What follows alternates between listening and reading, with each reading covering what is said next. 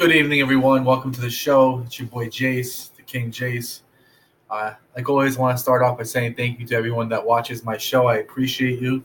Thank you for your time. I appreciate the comments, the likes. Um, I didn't do a show earlier today, and I didn't do a show last night because I was doing a lot of family stuff. It's Christmas time, so we try to do a lot of family things. Um, we feel that it's important for our kids to see that we do stuff as a family. So we did the stroll last night in Woonsocket. It was pretty cool. The kids had a good time. It was fun. Um, we also, what did we do today? We just did a lot of stuff as a family. Decorated the tree, set everything up. It looks really good. We did a really good job. Kids had a lot of fun, so it was fun. Um, there was a couple of things I wanted to talk about. I'm gonna have my wife come on shortly to talk about a couple of things. I told you guys that I was gonna start doing some game reviews, and I did happen to do a game review on the Evil Within 2. I didn't play it like days of play. I played it for a good solid 2 days almost. I played it all last night for a while, and I played it a good portion of the day, aside from when I was doing stuff for the family. I want to say that it had really good graphics, had great sound effects. I wrote some stuff down. It had great sound effects. The storyline was pretty good. I didn't get through the whole storyline, so obviously I don't know what the whole storyline is about. But what I did see and what I did play, I really did like it. It was going places. I liked it. I like that you can build and create, meaning like you can build on your guns. So like you can access weapons and you can build weapons like a sniper rifle, shotgun, pistol, stuff like that. You can add to them and you can build your guy to make him stronger. I really like that. I wasn't expecting that from that kind of game, but I did. It was a nice little thing. It auto saves at certain points, which is super helpful. So like there was this one part I kept dying at, but thankfully I had watched like a part, like a video in the video. If you play the Evil Within, you know what I'm talking about. But if not, just watch a demo or something and you'll see what I'm talking about. But certain parts, it has an autosave, which is super fucking helpful because there was this one part I couldn't beat, and I didn't happen to have the autosave part yet. So I just kept restarting and restarting, restarting. I had to go through and go through and go through and go through. And then finally I beat it and I got to another point where it autosaved. And it was a huge help because I died like 4 times after that, and I was right back where I was to autosave, which was a huge help. So good thing on that. I was a little sketchy about it because I wasn't sure if it had a first person view, but then I looked inside the settings and stuff, the options, and there is an actual first person. But honestly, playing third person in that video game is like it's the best way to go because you can see more when you're playing third person, as in first person you get like a restricted, like you can just see like this, whereas third person you can see all of it, which was really good. I wish there was a little better build options, like you could build like a fort or something, but that's not the game that it is, so it is what it is. But for me, not playing those kinds of games, like a horror RPG game, I really liked it. It did remind me a lot of Metal Gear Solid and Resident Evil, like a combination of the two put together, kind of like with the fluidity and the response action. I thought it was pretty cool though. It was a really good game. So if you are looking for a different game to play, I'm not gonna bullshit you. Don't play it in the dark with headphones on because you'll probably get scared. It's like one of those creepy ass games that if you have a headset on, you will probably be creeped the fuck out. So if you like creepy ass games or interesting games that make you think, because you got to look around, you got to find things, you got to solve problems. It's a really good game. I liked it a lot. On that note, I'm gonna have my wife come in and we're gonna talk about some other stuff. She's going to come on in and we're going to talk about a few things. Let me get some music going in here. I don't have any music on right now. I was feeling a little not myself earlier. I was kind of feeling sick. I threw up a little bit. Maybe there's a stomach bug going around. I don't know. It kind of threw me off. So I wasn't fully prepared when I jumped on here. But I wanted to make a video because I like making videos. And I really want to have a conversation here. I also had somebody left a comment and said they heard that I was a great dad to keep it up. I appreciate that. That means a lot to me. I do try my best to be a good dad. It's difficult, Being a dad and being a stepdad, it's very hard because I don't want to be that dad or stepdad that like puts a line between loving one child more than the other because one is biologically mine and one is not. I don't like that. I want them all to know that I love them the same. If you have something to say about that, speak on it. I know my wife is going to be in here in a second, and when she comes in, we're going to be talking about some stuff. I already said that, I know, but here she comes now. Come on in, girl. It's a little cold out here. It's cold, so I brought something. All right, so we were talking about texting and driving. Seems to be like a real issue. It's against the law, period. You shouldn't be using your phone while you're driving. It's against the law. Just know that. So I don't know why everybody's doing it. What do you feel about it? How do you feel about it? People are stupid. That's why people are doing that. I don't text to drive because I get yelled at by people in the car if I text to drive, and I don't want a ticket, and I don't want to hit anybody. Considering how many times a day we almost get hit by people, and when we look over, they have their face buried into Facebook, literally like on this. The steering wheel in front of them, and they're scrolling through Facebook doing 65 down the highway. Not even like this, where you can see above it, but like this. Mm-hmm. Or even FaceTime. They're FaceTiming people while driving down the highway. Like, my God, come on, people.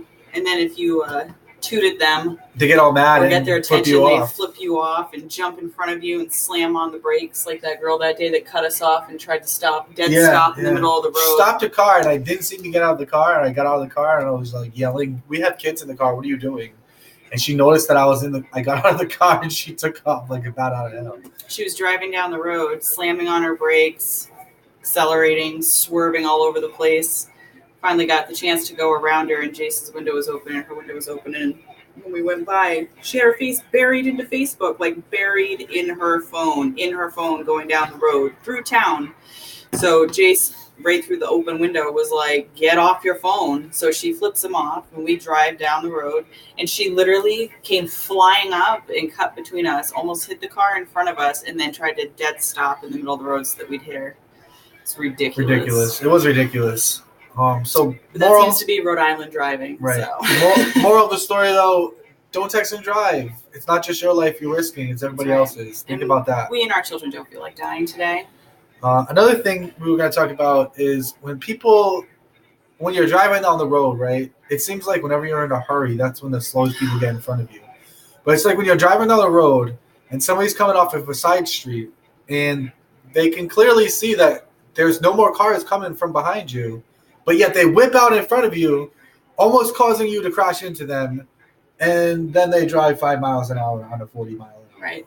When they could have just waited for you to go by and then pull out behind you. So word of advice, if there's cars coming and you have to go in the same direction and there's no one behind them and they're not going 1 mile an hour, wait for them to go by and then pull out. Just wait. Let's not have an accident. Because what happens is you're just pissing everybody off. You're pissing us off, and then you get yourself mad because now you whipped out in front of us. So we're right on your ass automatically because you whipped out in front of us.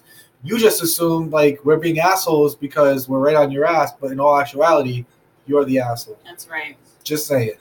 If you're going to pull out in front of somebody, do it somebody slower than you, not going faster. For realsies. And not if there's no one behind them. There's no what rush could you possibly be in to get a second ahead of another car to go slower than them. For real. Not saying any of our personal friends or family do any of that. And then there's merging. Like merging onto the highway. My God, why is that always dead stop traffic? Because people are pulling onto a highway and they like stop and look at the cars that are coming. That's not it. It's not a stop sign. It's a yield sign. Merge. This car's going. Slip right in there. It's like a zipper. You just go. That's the problem with the United States. Other countries, and I've witnessed this in videos. I've watched videos. This is just true. I'm not making this shit up. Other countries, when accidents occur, no one stops. Emergency services will be there. No one stops. People Right. just keep the You flow don't of have to traffic watch. just keeps going because people Yeah. understand that if they stop, it's going to create this big mess, and people aren't going to be able to get to where they're So going. they just go around They and just go. continue going They just the go. same Yep. speed that they were already driving instead of slowing down to see what's going on. Is it someone you know? It's what kind of car is it? How bad's the accident? Have people died? Let's all stop and look at this car and it's pulled over on the side of the road. Like, it looks like every other accident that you see. Like, just keep going. Just keep going. For real. Simple. It's simple. Mind your business. Mind your business. Just keep driving. For real. Driving makes me crazy in this state. We Rhode wanted Island's to. crazy, super distracted, which isn't as bad as Connecticut. Like, Connecticut is like, oh my God, they all think they own the road. We It's horrible. wanted to talk again about what was I talking about when you first came in? When I first came in, It's not written down. co-parenting Co-parenting. That's right, co-parenting. or We have step parenting, blended step family. parenting. I Yeah, guess. blended family. There we go. Blended family. It's already hard enough to be a parent. So and not even to be biased. It's hard to be a kid. It's hard to be a kid. We see it as kids have it easy. You know, you wake up, you go to school, you come home. But in a kid's mind, they're not seeing life like we're seeing life. They're seeing life like, damn, I got to get up mad early. I got to go to school. I come home, I got to do my chores. Learning is tiring, especially when It you're younger. is. I get tired from learning, and we try to 33. We try to keep that into consideration when we, discipline our children. But at the same time, we don't want our kids to be entitled little shits, walking around thinking that the world is theirs when it's not. Right. You got to earn it. You got to earn everything in life, and we try to teach our kids that by loving them equally. And it's very tough. It is very tough. I biologically I have one and she has two, but we don't see it like that. We just see it as a collective. We have 3 kids. When I talk to people about my children, I don't say, well, my stepkids. No, I say my children. Me neither. People get My confused. boys, Yeah, people my get sons. confused. They're like, children? You have children? I'm like, yeah, I have 3 boys. And they're like, since when? I'm like, since I got married. Nobody really questions it with me. They're just like, they say, how many kids do you have? And I'll say 3. And they say, oh, boy or girls? And I'm like, no, 3 sons. And they all go, oh. And I'm like, I know, but it's awesome. I mean, really, what's better than being the one girl in the house with 3 sons? It's the best. The boys are the best kids ever, though. It's all right. It's all right being a dad to boys. I like it because being a boy mom's the best. They like shit that I like. So, like, if one day I just randomly feel like having a sword fight, guess what? We're having a sword fight because that's what I want to do when we have swords. And we can do that. I love the boys. I keep one right here, matter of fact. I keep a sword right here. So I can sword fight with my children's. It's fun. They like stuff that I like to do, like Legos and watch cool movies and play on tablet, play Xbox. But for the not co-parenting, but blended families, it can be difficult It definitely because can be. we're 2 different people with 2 different learning styles. I've been a mom for 13, almost 14 years. Jace has been a dad for 4, almost 5 years. So it can be different. We have different discipline, different teaching, different ways of loving our children. Like, everything's different. And then, like, my 2 are accustomed to the way I do things. His son's accustomed to the way he does things. So then when we all moved in together, then it became they kind of have to adjust a little bit. We all had to adjust a little bit. It was a big learning curve for everybody because it all stems back to how your parents parented you. Right. Because, like, my dad was, I'm not going to say my dad was the worst parent because there's worse parents out there. My dad was the type of parent that he made sure that I had clothes on my back, food in my stomach, and a roof over my head. He wasn't always the nicest dad, but he wasn't always the meanest dad either. He made sure that we were disciplined, and he made us learn respect at an early age. We always said, please, thank you, held open doors, pulled out chairs. Like, to this day, I get complimented on how courteous I can be. Like, I went to a honeydew one time when I was working in Warwick. And I went up to the counter and I said, hi, sir, could I please get a Kahlua cream, however I take it? And then he was like, yeah, no problem. Anything else? And I was like, no, that would be all. Thank you very much. I appreciate it. And he goes, He looked at me like I was crazy, and I'm like, "Whoa, can I help? What's up?" He's like, "I just want to say thank you." I'm like, "For what?" He's like, "Not many people have respect these days, and will walk into a store and say, 'Can I please have? This is true. Could you please get me? Thank That's you for one doing compliment it.'" that we continuously get on the boys is we have very polite children, but that's because we require it at home. If we do something for our kids, we expect them to have the manners to say thank you back. When we ask them to do something, we say please. When they say thank you for something, we make sure we say you're welcome. We make sure we thank them for things. So I believe that children learn from what they see, and what they live every day is how they learn things. So if they live in a home where it's just natural to have manners, saying please, thank you. They see Jace opening doors for me, Jace helping me with things. Jace is, nice and affectionate. So I'm hoping that the boys seeing how he is how they will learn to be as men. I'm not gonna lie though, I'm not always the best example of a parent because I do like to be in my room a lot. I like to be on my game or watching movies or just snuggled up. But that's because I never really got to have that in a relationship where I got to have my partner was as intimate and loving as me. It's a new experience for me, and I've been kind of like trying to soak it all up as much as I can. I know it's kind of neglectful of me a little bit, but I'm not a neglectful person. Like I take care of the I kids. don't I think make it's sure. that neglectful. Like when we're in our room, we have the door open. Go. No, you want to say hi? You can say hi real quick. This is our youngest. This is Casey. Say hi. See, look at yourself. Say hi, everybody that's watching. I think we got another one. Here comes another footstep. You can say hi too. You want to say hello? Hello. That's Tristan. And Tristan again. All right. All right, guys. We're shooting our show. Get out of here. We'll be out there. We'll be right there. It's gonna be bedtime soon. Anyway, so when we are in our room, which is on the weekends mainly because obviously we work during the week, we do have the door open. The kids do come in and out. The playroom is through our bedroom, so we see them pretty frequently. We do. Um, We do. and never mind the fact that half the time we're doing stuff with them. I mean, we're in our room for 5 minutes, out there doing whatever for 10 minutes, in our room for 5 minutes, It chasing fluctuates. the children. We do go back and forth. It's just my dad was never really big on like doing a lot of family shit. Like we did like cookouts and stuff, but I think it was more for his benefit than ours. Whereas me and my family are very family oriented, so it's another one of those adjustment things. So we're super family oriented. My cousin is basically my brother. My aunt is basically my mother.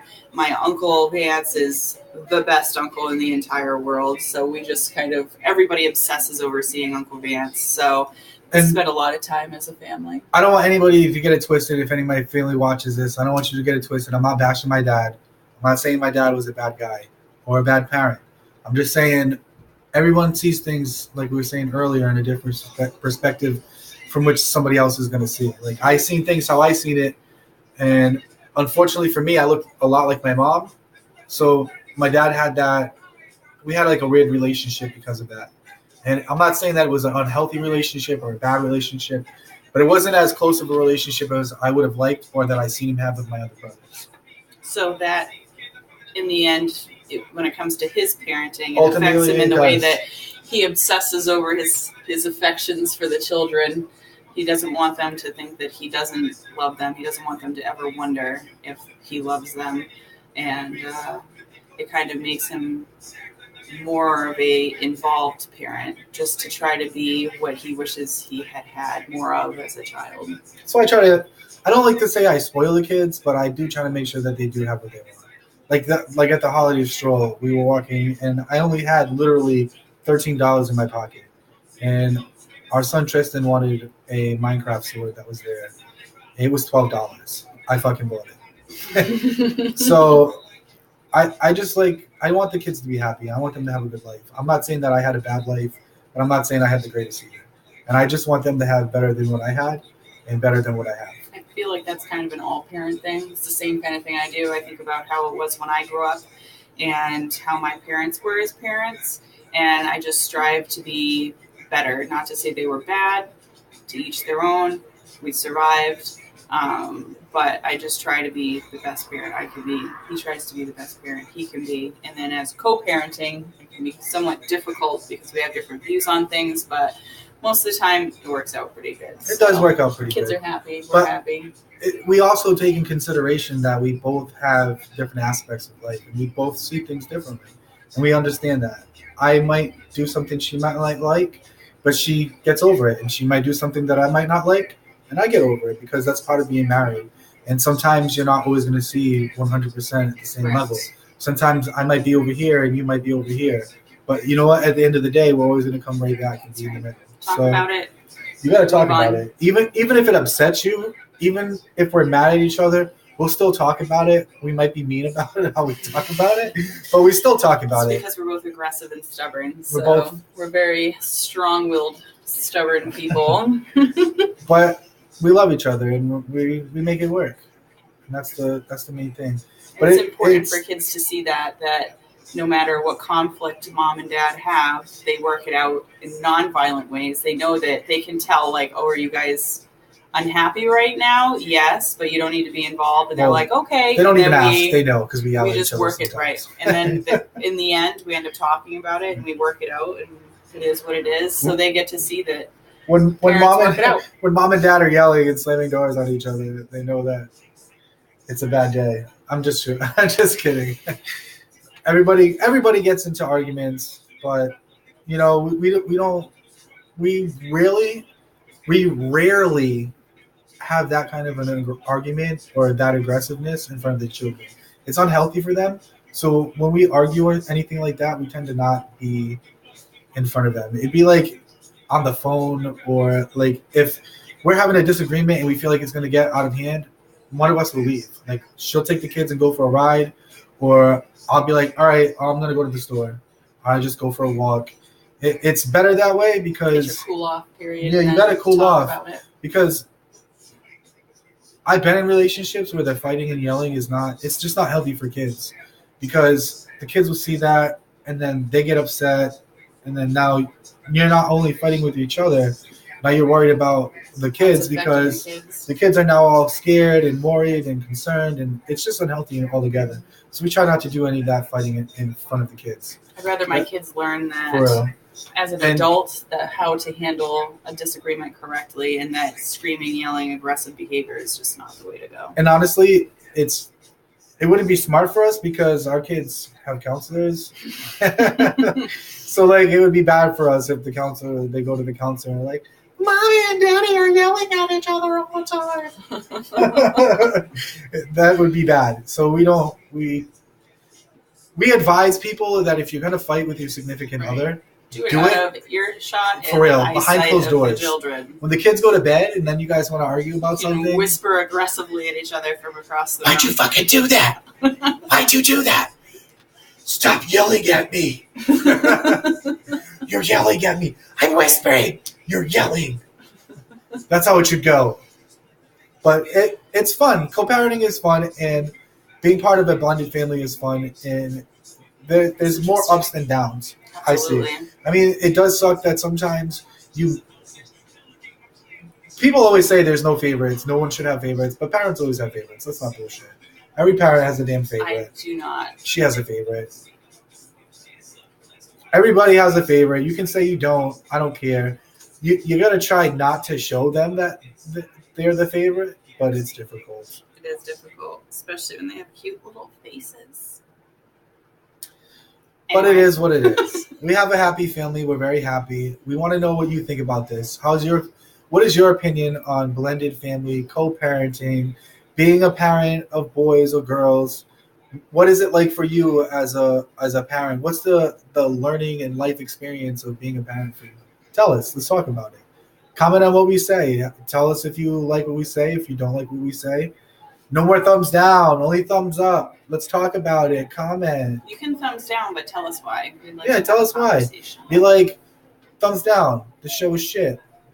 And then I'll be like, why? Why was this a show of shit? Things can't be fixed if we don't know what the problem is. For real.